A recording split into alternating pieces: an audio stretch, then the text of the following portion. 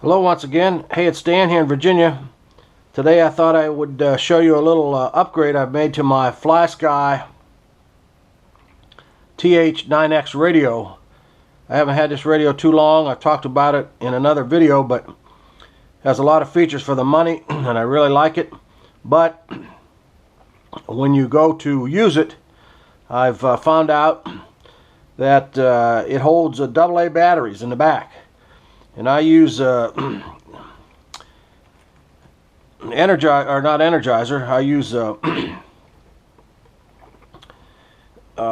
jeez, oh man, I have a senior moment. I use Duracell Quantum batteries, as you can see right here. Duracell Quantum. These are good batteries, but this little cartridge here, it takes 4 on each side, 4 on that side, 4 on this side. So what I found was, you can buy these. We buy them by the pack at Sam's Club or something, but they're still kind of expensive. And you put them all in here, you get them all inside. And a lot of times when you set up a new airplane, I spend a lot of time here on the bench trying to get the throws right, adjusting this, adjusting that, the stop points, the waypoints, all that good stuff. I'll get all done, the plane looks good, and I shut the receiver off. Think, okay, tomorrow we're going to go fly this airplane. So tomorrow I get up, go fly the airplane, I turn on the radio at the field, and here, look at the voltage coming out of this pack, and this voltage is dropping down too low.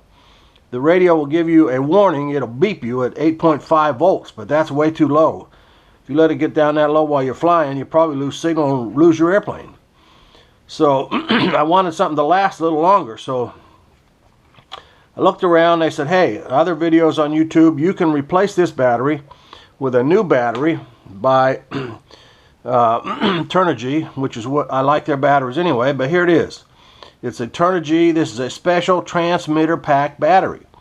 It's 2.65 milliamp hours, but it only has a discharge rate of 1C, and they will tell you that that means that this so it's a LiPo battery, but it's a special mixture of LiPo, I guess, that only discharges very slowly at a constant rate. 1C discharge. You can see the discharge plugs on it are a little bit different. Here's your balance lead as usual. This one here, it's a 3-cell battery.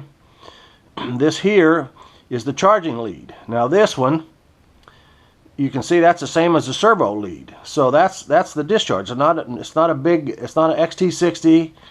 It's not a one of those blue E-Flight things, or it's not a 4mm banana plug like I use. It's the same as a lead on a servo.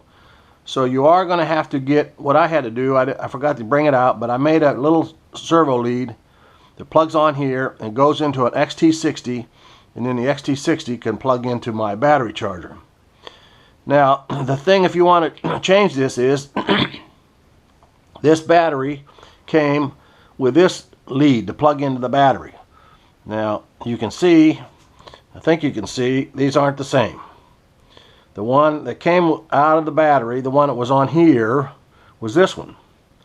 So you have to cut it off of this, which you can see I've done, it's gone. Cut it off and then solder it. This one, you have to cut off the battery. Now, word of caution, just don't take your nippers and go over here and boop, snip it off the battery.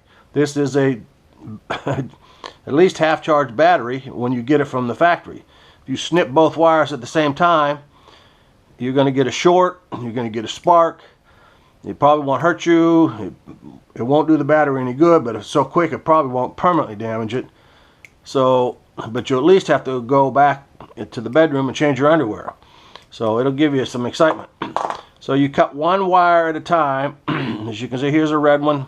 You snip one wire, and then I get my soldering gun out and I solder it. This is some heat shrink. This heat shrink, really small heat shrink, is hard to find. I had to order it special, a little 3mm heat shrink, but it works pretty good. Maybe, I don't know if you can hardly see that, but that's heat shrink on there. So you get that all soldered up, you're good to go. So another thing I did to make it easier to stuff the wires in, I hope you can see it, down in here, right here, I notched out this part of the case. It's kind of rough. I actually just took these nippers and went down in here and nibbled that out, and I took a Dremel tool and rounded it out a little bit, but It'd probably be smarter to take the case apart and you get a cleaner job, and then hog that out with your nippers and your Dremel tool. But I didn't do it anyway. So now I got my battery. It's good to go. Let's see how she fits. And now I got the same old plug-in that I had before, so I know that's going to fit. So we'll just push that in there. Make sure the little arrows are up. And there she goes. Makes a little snap. Oh, there it goes all the way in. So now, but then you get to these, got to do something. These wires are too long. So that's where that little notch I was just telling you about comes in handy. You can gently bend the wires and push them further up inside the radio. And this pack will just gently slip down in there. Now this being the balance lead, you can just sort of double back on itself. There's room right in the front.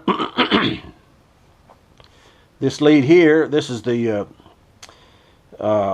charging lead. So you can, there's room right here if you push the battery up and just push one wire on top of the next. This will slip right underneath the battery, like so. There you go. So you can tuck that down in there. Well, make sure she's all the way. Get your lid lined up. Get the front. Get these hooks down here. You got to get them hooked first. Make sure that's down. And line up these pins and then just give it a. There you go. She's all set. And if you turn this on, I hope you can see it right here. You see, this gives you more voltage. Those other batteries, even when they're brand new, they never said this high. This says 11.6 volts. I just charged this up. 11.6 volts, ready to go to the field and fly. And they say you can leave this battery in here 2-3 months. It's safe to leave in here. You don't have to charge it every time because it's a special transmitter battery pack. So anyway, I just thought I'd share that with you. It's a rainy day and I thought I'd make a video. So I hope this helps you in case you want to upgrade your radio. So fly safely out here.